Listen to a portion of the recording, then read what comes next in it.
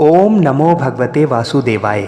जय श्री राधे कृष्ण मित्रों, स्वागत है आपका अपने चैनल गुरुवाणी में। वर्ष पर्व की आप सभी को हार्दिक शुभकामनाएं। बोलिए श्री लक्ष्मी नारायण भगवान की जय।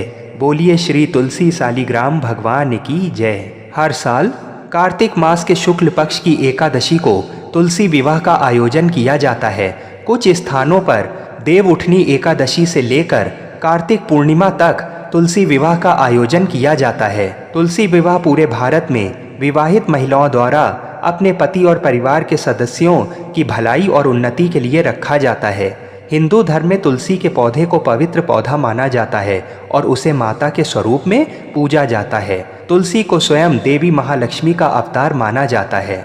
युवतियाँ वैवाहिक सुख की प्राप्ति के लिए पूरी श्रद्धा के साथ देवी लक्ष्मी से प्रार्थना करती हैं। तुलसी विवाह अविवाहित महिलाओं द्वारा भी अच्छे पति की कामना के लिए किया जाता है। देव उठनी एकादशी के दिन भगवान विष्णु के शालिग्राम अवतार के साथ माता तुलसी का विवाह करने की परंपरा है और इसी दिन से विवाह एवं अन्य सभी मांगलिक कार्य आरंभ हो जाते हैं। कहते हैं इस दिन तुलसी विवाह की कथा सुनना भी अनंत फलों को देने वाला होता है। तो आइए भगवान श्री लक्ष्मी नारायण जी के चरणों का ध्यान करते हुए तुलसी विवाह की कथा को सुनते हैं। सावर्णी मुनि की पुत्री तुलसी अपूर्व सुंदरी थीं।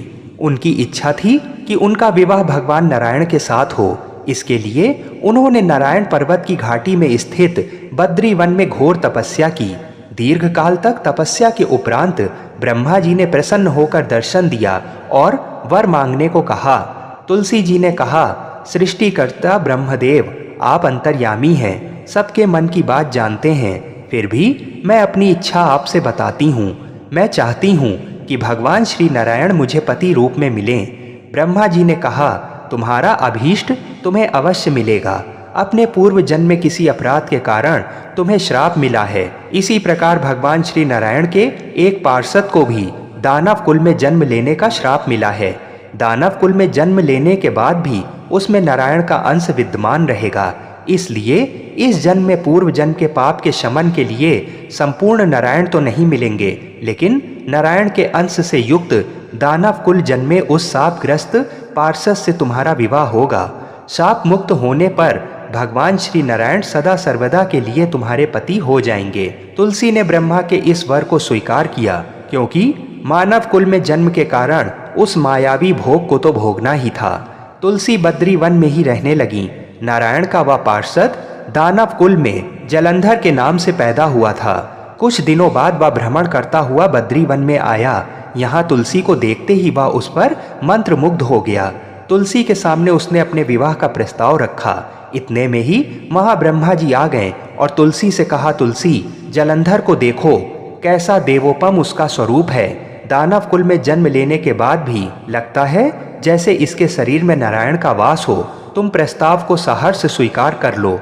तुलसी को भी लगा कि उसकी तपस्या पूर्ण हुई, उसे इच्छित फल मिला है। जलंधर के साथ उसका गंधर्व विवाह हो गया और वह जलंधर के साथ उसके महल में पत्नी बनकर आ गई। जलंधर ने अपनी परम सुंदरी सती साध्वी पत्नी तुलसी के साथ बहुत दिनों तक राज्य किया। उसने अपने राज्य का इतना विस्तार किया कि देवलोक तक उसके अधिकार में आ गया। स्वर्ग का सुख भोगने वाले देवताओं की दशा भिखारियों जैसी हो गई। जलंधर किसी को कष्ट नहीं देता था, पर अधिकार और राज्य छिन जाने से सारे देवता मिलकर ब्रह्मा, विष्णु और शिव जी की सभा में गए तथा अपनी विपत्ति सुनाई। ब्रह्मा जी ने कहा, तुलसी परम साध्वी हैं, उसका विवाह जलंधर से मैंने ही कराया था। जलंधर को तब तक नहीं हराया या मारा जा सकता जब तक तुलसी को ना छला जाए। विष्णु जी ने कहा, जलंधर पूर्व जन्म में मेरा पार्षद था। श्राप के कारण उसे दैत्य कुल में जन्म लेना पड़ा। इस जन्म में भी मेरा अंश उसमें व्याप्त है। साथ ही तुलसी के पतिव्रत धर्म से वह अजय है। फिर देवताओं की सहमति से भगवान शिव ने जलंधर के पास संदेश भेजा कि या तो वह देवताओं को राज्य लौटा दे या फिर उनसे युद्ध करे। जलंधर शंकर के पास पहुंचा। उसने कहा, देवाधिदेव, आपके लिए देवताओं का पक्ष लेना उचित नहीं है। राज्य बढ़ाना हर राजा का कर्तव्य है। मैं किसी को दुखी नहीं कर रहा हूँ। देवताओं से कहिए कि वे मेरी प्रजा बनकर रहे। मैंने आपका कोई भी अपमान नहीं किया है। हमारा आपका युद्ध शोभा नहीं देता है। अगर आप हार गए तो बड़ी लज्जा की बात होगी। मैं हार गया तो आपकी कीर्ति बहुत अधिक नहीं बढ़ेगी। भगवान शंकर फिर हंसने लगे। वे तो सब रहस्य समझते थे। तुलसी और जलंधर के पूर्व जन्म के श्राप की अवधि लगभग पूरी हो चुकी थी।